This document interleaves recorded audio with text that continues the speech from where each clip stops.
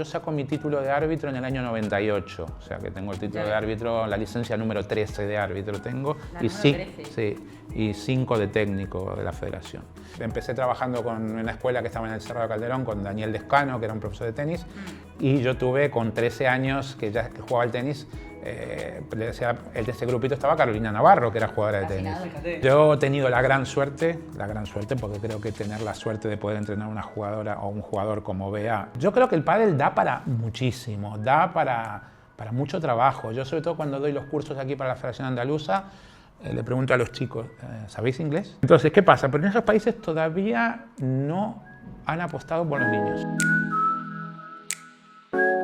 Bienvenidos a un nuevo programa de nuestro podcast, Al Pádel, donde me acompaña como siempre mi compañera Marina.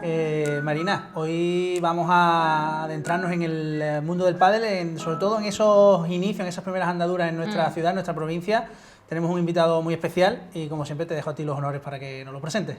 Hombre, pues estos programas atrás ya hemos tenido un poco de todo, hemos tenido jugadores, entrenadores, preparadores y hoy queremos conocer a uno de los padres, si no el padre del pádel en Málaga, que yo creo que es importante poner en contexto a la gente de dónde venimos y que vean un poco los orígenes de lo que se ha convertido el pádel ahora, ¿no? Pues hoy tenemos con nosotros a Fabián Gelister.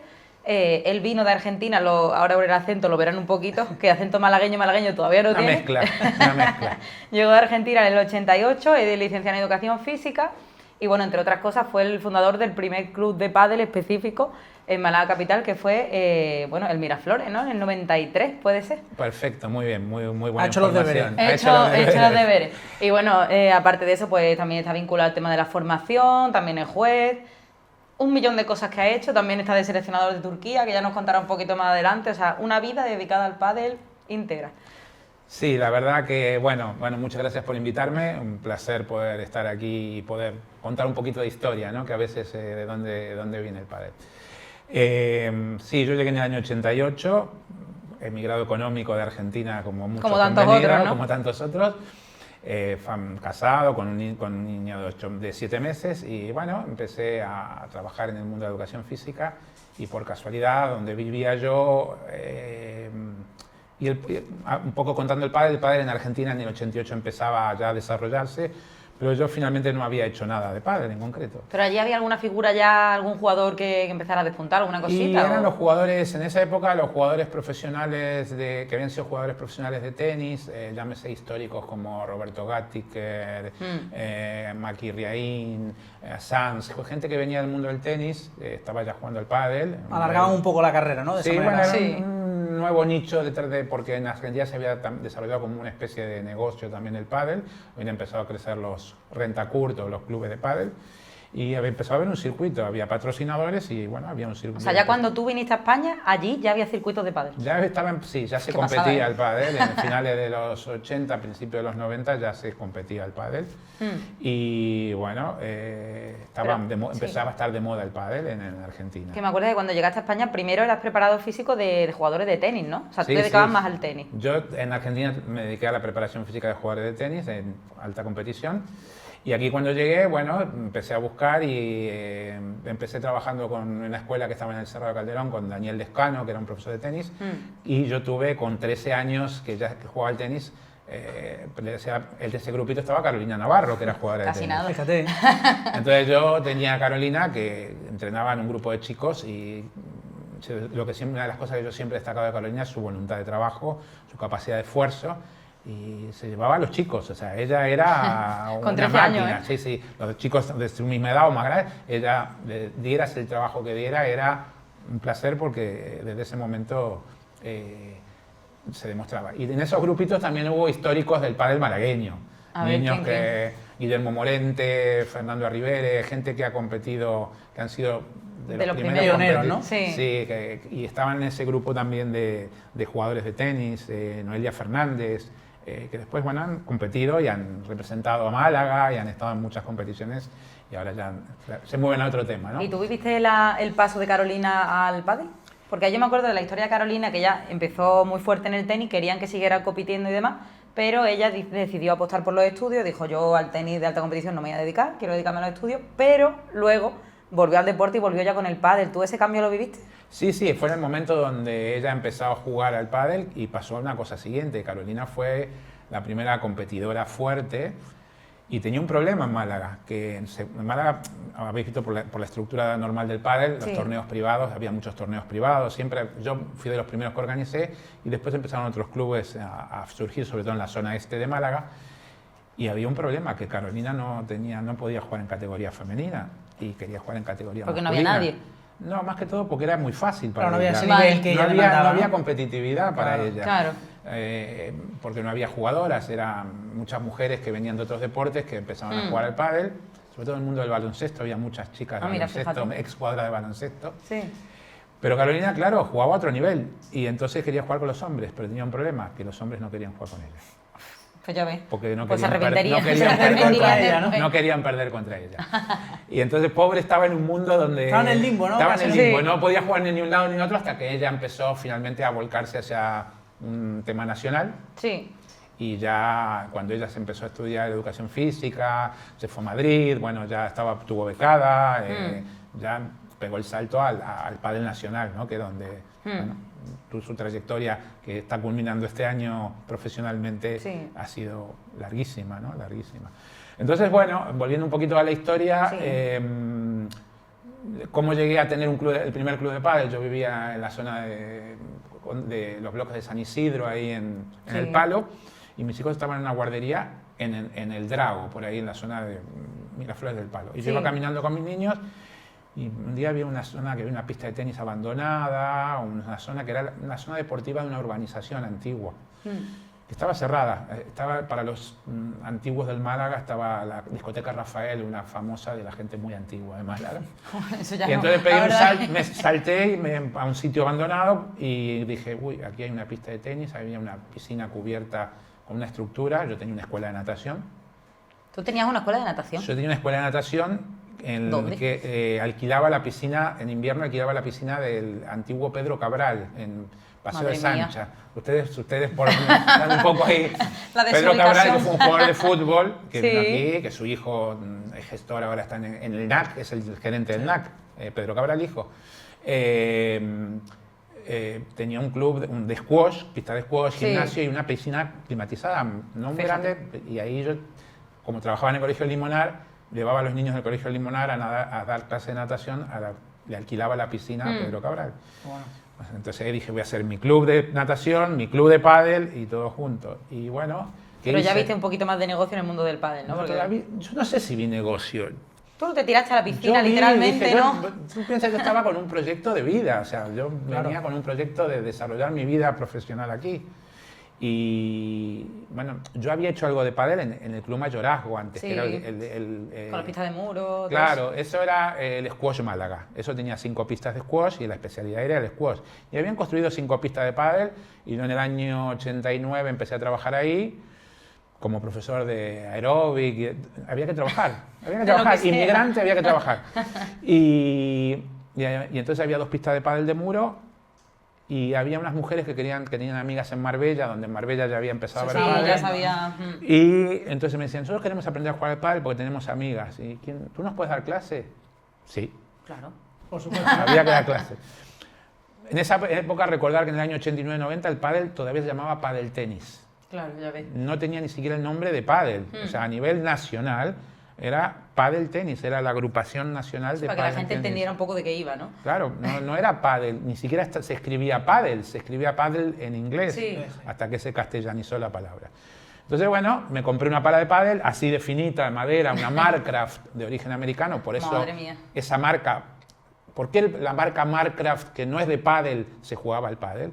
Porque en el pádel no había una pala específica. Entonces tomaron una paleta de un deporte similar al pádel, que se llamaba pádel tenis, con una pista similar, con unas mallas para que la bola no se fuese, pero no había paredes. Malla de gallinero, como dice Carolina. Y se traían esas palas y que valían una pasta, eran muy caras. Y yo me compré una, que la tengo en casa, si hubiera sabido la traía. Ay, pues sí, nunca la he visto. Y jugar con eso tiene ya su historia ahora. Y empecé a dar clases.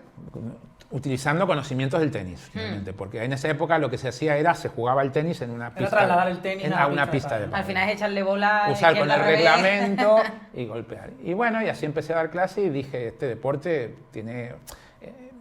no sé si le vi la opción, el tenis ya estaba y dije, ahí donde estaban esas pistas de tenis, en esa organización, metería 3 pistas de pádel en una pista de tenis. Sí. Finalmente era un tema de negocio. Claro, más rentable. Vendí mi casa de Argentina, que la había dejado, pues yo no sabía si iba a volver o no iba a volver.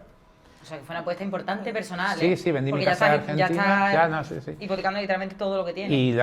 Y con el dinero que vendí la casa, más algo que tuve que pedir aquí también, que por suerte me ayudaron, abrimos la piscina y de las 3 pistas iniciales de pádel solo pudimos terminar 2, porque no nos dio el dinero para terminar las 3. Sí. Después que fueron 3 de muro con suelo de tenis quick, porque en esa época todavía, en el 93, no había césped sintético como tal para el pádel. Sí. ¿Y cuándo pasaste a tenerla ya de cristal? Espera, en el 94 Sí. alguien, no me acuerdo cómo vino, me ofrece el césped sintético.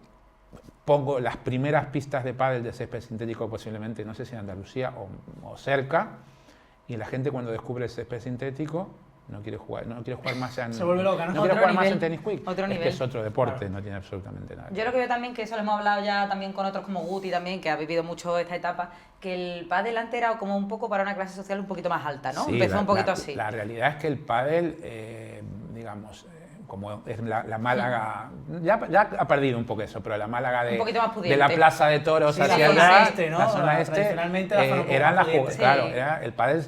Por eso el pádel nace como un deporte, entre comillas, un deporte más pijo, porque Sí, elitista, ¿no? elitista, pijo, no por su coste, porque hay deportes mucho más caros de hacer, sino por el entorno donde nace el deporte. Viene de Marbella, Sí. de Marbella se va a País Vasco, a Madrid, Barcelona, a los clubes de más nivel Sí. socioeconómico, y por eso se lo relaciona con eso. Sin embargo, también se ha democratizado muy rápido el pádel. Hubo Sí, según, ¿no? Que prácticamente... aunque políticamente pueda ser de diferentes ¿Sigue considerándose opiniones, de pijo? no, yo creo que ya no, yo creo que eso ya ha no, perdido. no hay comunidad de Mira, vecinos sin pista de sin pádel. pista de pádel. No hay municipio sin Claro. pista de Ya ves, ayuntamiento. Entonces yo te diría que nos guste o no, la figura de Aznar contribuyó Sí. a la difusión del pádel. Era el deporte que jugaba el presidente, que a qué juega, qué es esto. Sí, sí. Y bueno, tuvo. Y el pádel se democratizó rápidamente porque la realidad es que tiene unas características determinadas que hace que todo el mundo lo pueda jugar, Muy que sociable. sea muy fácil, también puede ser muy difícil y muy fácil. Entonces, finalmente, se democratiza, como puedo utilizar la palabra, en el momento que los ayuntamientos empiezan a invertir en pistas municipales. Entonces, bueno, ese fue un momento, yo creo que a partir del 2000 más o menos, de crecimiento. Hubo picos después hubo mesetas un poco, y después sobre todo después de la pandemia hubo Sí, el deporte al aire libre, Sí. social, sí, reunirte, ¿no? volvió a tener otro y bueno, todavía siguen abriendo clubes en España, cosa que a mí me sorprende porque es una inversión importante, sobre todo porque ya la gente quiere clubes indoor, aunque en Málaga tenemos la gran mayoría de clubes outdoor, pero la gente empieza a querer Sí. el club indoor, que requiere más inversión. Bueno, además ya los que invierten son futbolistas, Sí, pilotos... sí, sí. O sea, grandes grupos, ¿no? O grandes grupos, o Pero en en plan, el caso de gente de otros Málaga, deportes. gente de los países escandinavos Sí, que sí. vive aquí y Gente ahora de quiere dinero. que ha invertido aquí en clubes. Pero que eso me llama especialmente la atención, gente de otros deportes, de disciplinas muy extendidas, que son jugadores de fútbol, de baloncesto, pilotos de Fórmula 1, que invierten y de repente se ponen en un macroclub de 15 pistas. Sí, sí. Te cuento O sea, algo, jugadores de increíble. fútbol. Los jugadores de fútbol, mientras están jugando al fútbol, tienen prohibido jugar al pádel por el tema de la rodilla. Claro. En mi club, no voy a decir, Alguno lo haría de extranjero. no voy a decir Vaya. nombres, Se dice el porque pecado, pero no el pecador, ¿no? venían los jugadores y me decían, ¿en qué hora puedo ir que haya poca gente, clubes de jugadores del Málaga, a jugar al De Málaga de pádel, la época, claro. que nadie se enterara de que estaban jugando al pádel? Esto ya prescrito, dinos algún nombre. No, ya no me acuerdo, pero en este momento. No, sinceramente no me acuerdo, pero me acuerdo que venían los jugadores y decían, por favor, que no digáis que venimos a jugar porque nos ponen un problema. Entonces, bueno, fue una época donde el pádel, yo tuve la suerte de poder hacer de todo. O sea, mi club ha organizado campeonatos provinciales, campeonatos nacionales, circuitos, todo tipo de actividad con padres, con hijos, con veteranos, por edades. Hemos hecho las 24 horas del pádel en su momento. Pues eso es genial, ¿eh? Sí, todavía la recuerdo y sigo cansado después de las 24 horas. Torneos búho también, lo típico, sí, ¿no? hemos hecho de todo. Entonces, yo he sido, en determinados momentos, cosa que hoy no se podría, he sido dueño de club, organizador de en el mismo evento, dueño de club, organizador del evento, árbitro, entrenador de jugadores y padre de niños que compiten. O sea, eso sería imposible hoy en día por una cuestión de no te permiten las normas. Y lo pasaba muy mal porque, claro, era complicado. Bueno, yo quiero destacar una figura que ha pasado por ahí, por el Miraflores, que habrá pasado miles de figuras, pero es que hay una que está la número 6 del mundo Sí, eso y que ha fue venido de ganar 2 títulos, que es Bea González, que se ha criado allí. Sí, yo he tenido la gran suerte, porque creo que tener la suerte de poder entrenar a una jugadora o un jugador como Bea es una suerte que te llegue, que viva enfrente de tu club. Literalmente. Claro, cruzando la calle y que venga al club a aprender a jugar al pádel. Una niña que desde el otro día se le mostraba fotos de sus primeros campeonatos de España, donde en su primer campeonato de España yo era el árbitro en Madrid del campeonato de España, por lo cual miraba el partido escondido. No, ya era árbitro, pero escondido por ahí no me acercaba a la pista. Una niña que desde el primer momento, o sea, te demostraba unas habilidades innatas y unas ganas de jugar y unas ganas de competir. Yo creo que su primer torneo privado lo jugó con 9 años, o entre 9 y 10, aquí en Málaga. Creo que fue en el Cerrado, donde estaba ahora el Colegio Inglés, que antes era el Club Cerrado de Calderón. Y jugó ahí en tercera o cuarta contra mujeres grandes y nada. ¿No te recordó un poco a Carolina en su momento? En plan, que no tenía alguien con quien formar buena pareja. Pero tú piensas que con Carolina ya cuando jugaba tenía una edad 16. Sí, claro, también es verdad. Bea tenía 9 años. Claro, era una niña. 9, 10 años. Y la niña ya le pegaba y le quería Tony, pegar su todo padre, el rato. me decía, es que es muy bajita, es que está gordita, es que no crece. Le digo, Tony, dale tiempo, que va a crecer. Y fíjate en lo que ha crecido Bea. Ya ves. Y bueno, para mí los 3 años que estuve con ella fue tratar de todo. Es una persona que quería más y más y más y más cosas, habilidades y más trabajo y más competición. Y bueno, ahí la tienes. Yo creo que he contribuido desde mi punto de vista, porque mi enseñanza siempre fue muy técnica. Yo soy un entrenador muy técnico, a mí me gusta enseñar a que la gente haga bien la técnica. Hay gente más táctica, a mí me gusta mucho la técnica, por eso me gusta mucho el pádel de base, más que el entrenamiento de alta competición. Y ella, bueno, absorbía todo como esponja, aprendía todo y, bueno, y con un nivel de competitividad muy grande, ¿no? Imagino que para un entrenador también tiene que ser un desafío, ¿no? Tener un talento tan bruto, ¿no? Y claro, en ese momento todavía no sabías cuál era el potencial. Lo miras a parece o sea, finalmente tuve la suerte de poder entrenarla, ¿no? Y de que, bueno, también supongo que ya había tenido la suerte de que yo lo hice medianamente bien y las bases estuvieron ahí. Después ha tenido grandes entrenadores y con los cuales ha trabajado muy bien y bueno, y ahí tiene, todavía le queda una carrera larguísima donde poder seguir y a ver qué pasa el año que viene. Hablando de torneos, hablando un poco de haber sido juez, demás, ¿cómo fue también echar a rodar el deporte a nivel nacional en España? Me imagino que, claro, estamos hablando de clubes, pero todo como muy, entre comillas, muy amateur. Erais los propios clubes los que estabais echando a rodar el deporte, ¿no? A ver, en el momento estamos hablando de que, bueno, yo saco mi título de árbitro en el año 98, o sea que tengo el título de árbitro, la licencia número 13 de árbitro tengo. La número 13. Sí, y 5 de técnico de la federación.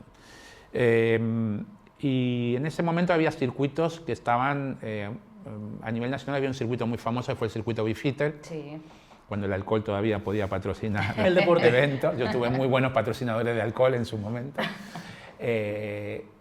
Y entonces había un circuito nacional que empezaban a jugar estos primeros jugadores como María Silvela, como que jugó después con Carolina. Se llama mítico, ¿eh? Sí, muchos jugadores, Semprún, Piñón, jugadores que después estuvieron en la selección nacional. ¿Se empezaban a venir ya algunos argentinos a España en aquella época? Los argentinos empezaron a venir en el momento que empezó a haber dinero. Sería en el circuito después, ¿no? Hablamos un poquito. No, bueno, sí, te diría que al final de los. Empezaron a haber mundiales, los jugadores empezaron a jugar aquí, pero todavía no había dinero en los torneos. Entonces los jugadores venían, hacían clinics, exhibiciones. Incluso, ¿no? Concentraciones, ¿no? Venían aquí a poder hacer actividades que le diera dinero Negocio, a ellos. sí. Claro, sobre todo yo organicé muchos clinics, cosas trayendo jugadores.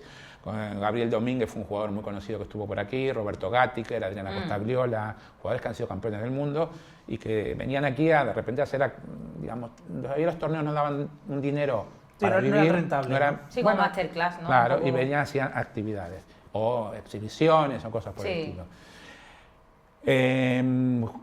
Por ejemplo, yo en el 97 organicé la primera vez que se hizo en Málaga una prueba con una pista de pádel en la calle, que era el Red Bull Padel Tour. ¿En qué año has dicho? 1997, donde En está el la Plaza de la 97. Solidaridad, Sí. que no había nada. Abrían el mismo mes que abrían el Lario Centro, que fue junio del 97, nosotros organizamos con Vision, la empresa que organizaba el Pro Tour después. Organizamos, ese año se organizaba el Red Bull Padel Tour, que Red Bull patrocinaba, y lo que se hacía era poner una pista en la calle y montar tribunas alrededor. Y en ese año vinieron a jugar Hernán Auguste, los dos Hernán Auguste, Gattiker, los dos Lasaigues, Pablo Robaletti, Semprum, Piñón, Ramiro Choya, todos jugadores de aquella época. Y se hizo un circuito con televisión en la calle en el año 97, que también tuvo pruebas en Madrid, en Barcelona. Y bueno, eso fue una experiencia. Yo creo que a partir de ahí fue como ya entrando más al mundo patrocinio y demás. Después sobre todo por la estructura de España, las federaciones regionales crecieron antes que la española. O sea, la Federación Andaluza se llamó Federación de Pádel antes que la propia Federación Española. En Andalucía hubo un apoyo muy bueno por parte sobre todo el presidente que estaba en esa época, que era José Luis Artigas, un señor de Cádiz, del Club Vista Hermosa, que verdaderamente dedicaba su tiempo libre a promover la federación, colaboró muchísimo. Yo organizaba un circuito en aquella época, se llamaba Circuito Prospor, una empresa que había creado, que hacía circuitos de menores y de adultos en Andalucía con dinero para los absolutos y con regalos para los niños. Y fue el origen de los circuitos de pádel en Andalucía. Fíjate. ¿Y de dónde sacaba aquel dinero? ¿De pequeños patrocinadores que van bueno, entrando? Bueno, y de la si se puede decir de... marcas, Bacardí fue una marca que en su momento apostó. Bueno, si apuesta, bueno. Apostó, no tenía 0-0, pero y tenía marcas de Alconviaj. O sea, buscamos patrocinio, nos funcionó bien, presentábamos buenos proyectos. Claro, y la gente, tú piensas que si vas a buscar un patrocinio a una empresa donde el que decide juega al pádel, lo tienes bastante fácil. ¿Tú te vas con la foto de Arnar por ahí? No, sobre todo el que decide juega al pádel, esa persona el que tiene apuesta, que dar la firma, claro, el que le gusta el pádel. Y después en niños, Unicaja también apostó. Sí, al final el deporte base sí que es más fácil que quizás las empresas entren. Claro, y nos daban muchos regalos y bueno, y apostamos por un circuito donde la verdad que hacíamos pruebas en Málaga, en Sevilla, en 2 clubes, en Cádiz, en Almería, en Córdoba. Viajamos mucho por toda la geografía andaluza con los circuitos. A ver, en esa época jugaban Paquito, te estoy hablando de los niños que jugaban, Paquito Navarro, fue el que podríamos destacar más de aquella época de los inicios, ¿no? Ahora no recuerdo nombres, pero había muchos jugadores que ya han dejado, pero que han competido hasta que han visto que tal vez el profesionalismo no era. Juan Martín se vino ya grande a España, ¿no?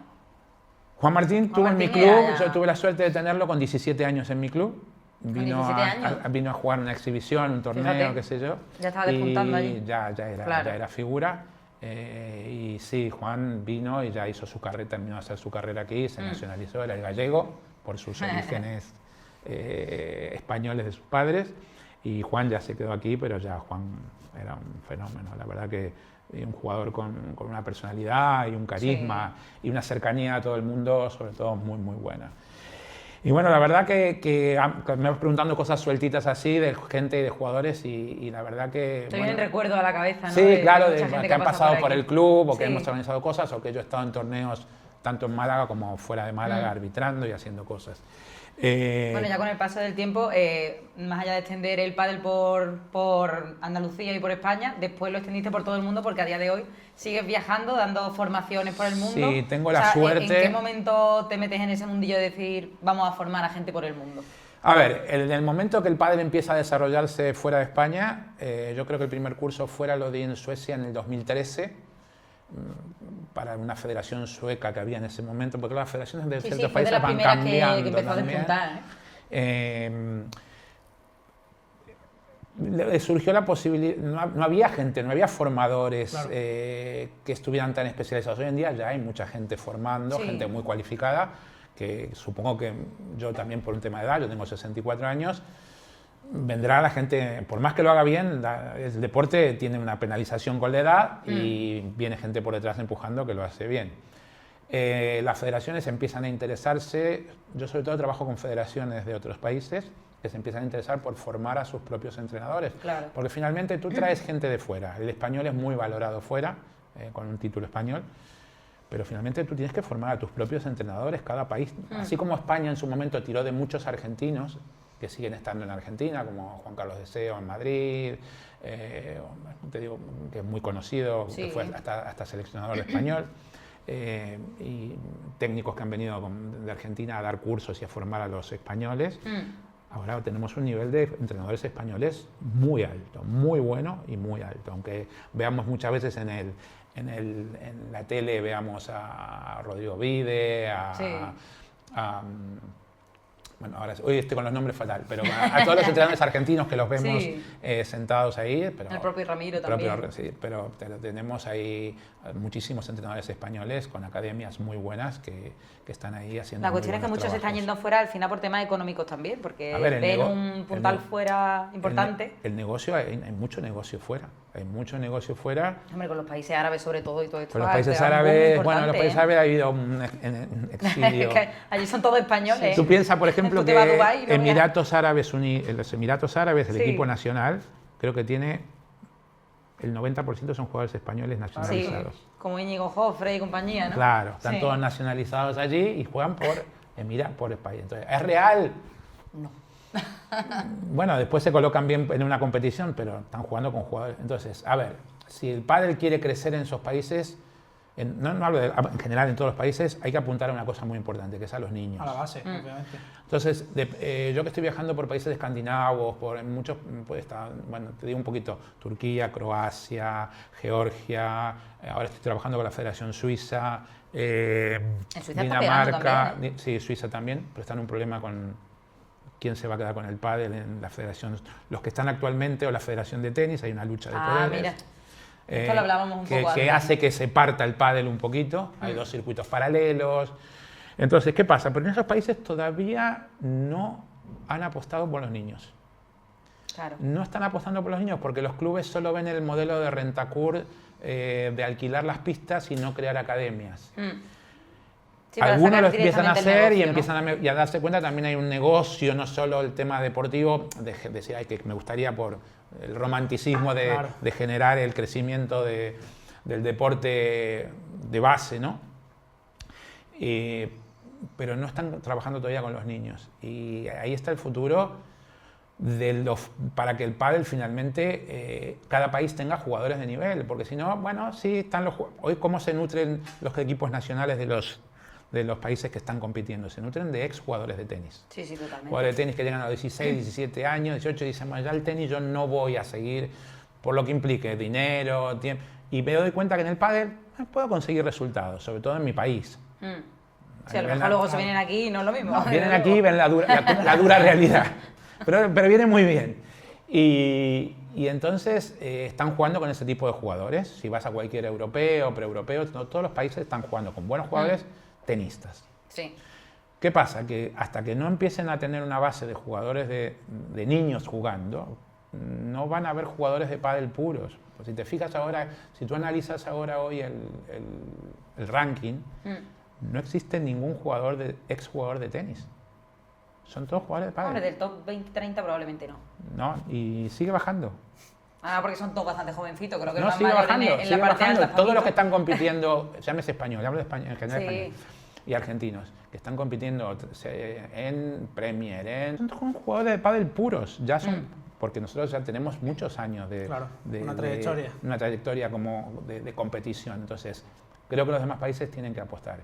Van a tardar, yo creo que Argentina y España va a seguir estando. Sí, Claro, en la quizás eso cúspide, es que en la es cúspide. una apuesta a largo plazo y quizás el que lo vea como un negocio que quiera recuperar la inversión rápida, cuesta, ¿no? También, Pero al finalmente final. el que quiera un negocio en el pádel, Sí, tiene que mirar a largo plazo. no, si tú tienes a los niños, tienes a los padres. Obvio. Sí, sí.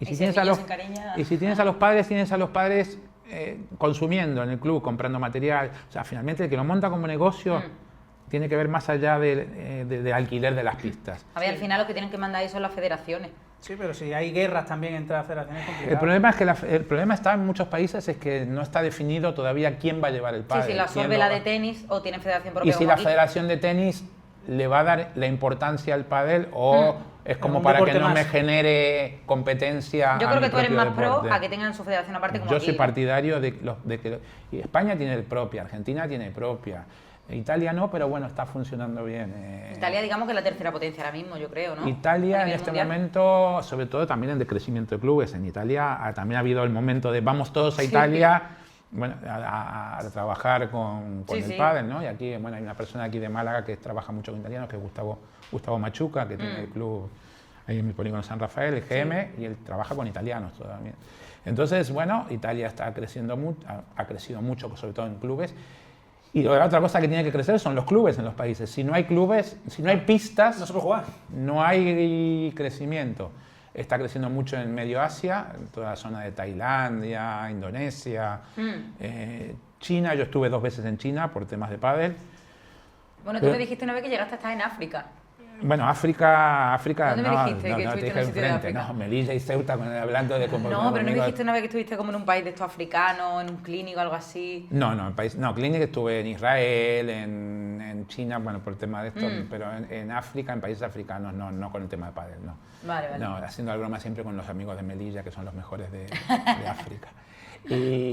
Pero creo que esto va a seguir. África está creciendo también. Sí. Lo que pasa que, bueno, es un país, un continente complejo, con todos sus problemas políticos y económicos.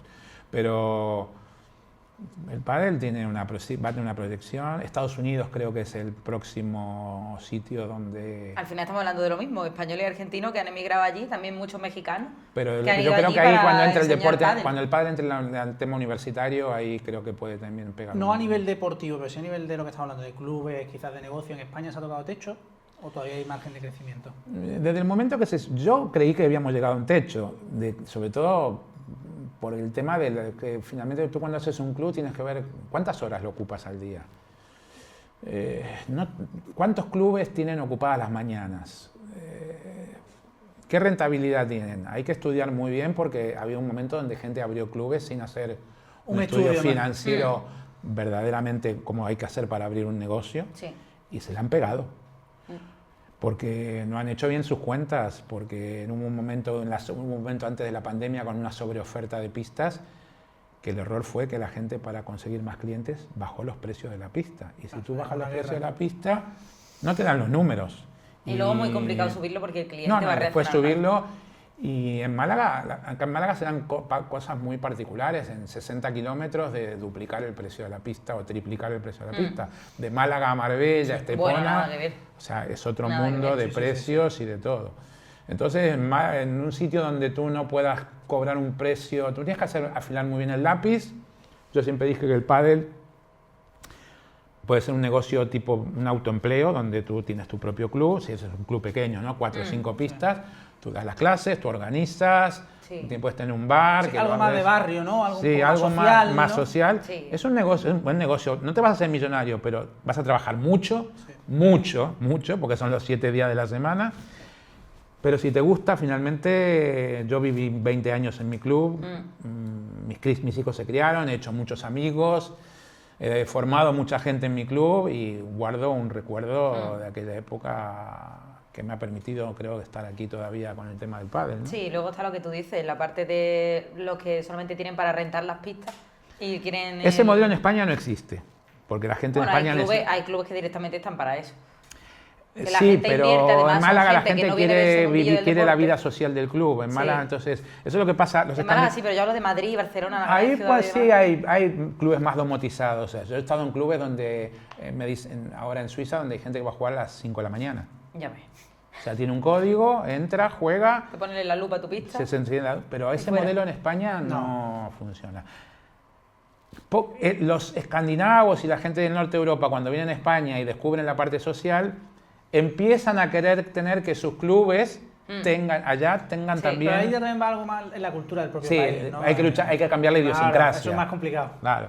Pero algunos clubes lo están haciendo, ¿eh? Sobre todo cuando empiezan a tener técnicos latinos. Latino, obviamente, sí. Entonces que les meten un poquito esa idea. Entonces, yo creo que el pádel da para muchísimo, da para mucho trabajo. Yo sobre todo cuando doy los cursos aquí para la Federación Andaluza, le pregunto a los chicos, ¿sabéis inglés? Es que el negocio está afuera.